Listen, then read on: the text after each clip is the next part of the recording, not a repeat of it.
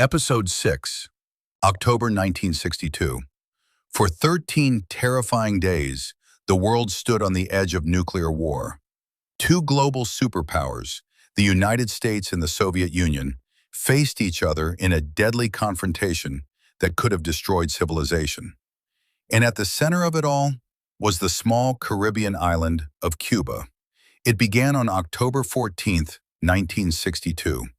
An American U-2 spy plane flying high above Cuba captured photographs that shocked U.S. intelligence. Hidden among the tropical landscape were Soviet nuclear missile bases under construction. These missiles could strike major American cities within minutes.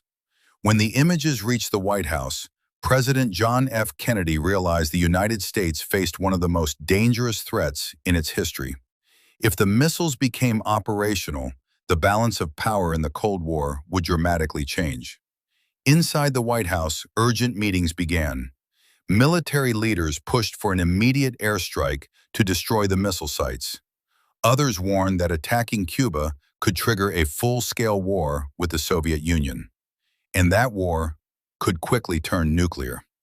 The Soviet Union was led by Nikita Khrushchev, a powerful and determined leader who was not likely to back down easily.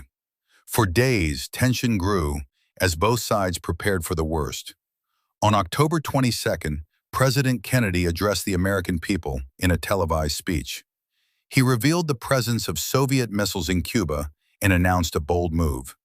The United States would establish a naval blockade around Cuba, stopping Soviet ships from delivering more weapons. American warships moved into position across the Atlantic.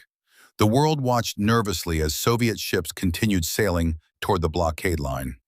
If those ships crossed it, the United States Navy might be forced to open fire. One wrong move, one misunderstanding, and the Cold War could explode into nuclear conflict. Then came October 27, 1962, later known as Black Saturday. A U.S. spy plane was shot down over Cuba. Another accidentally drifted into Soviet airspace. At the same time, a Soviet submarine surrounded by American warships nearly launched a nuclear torpedo.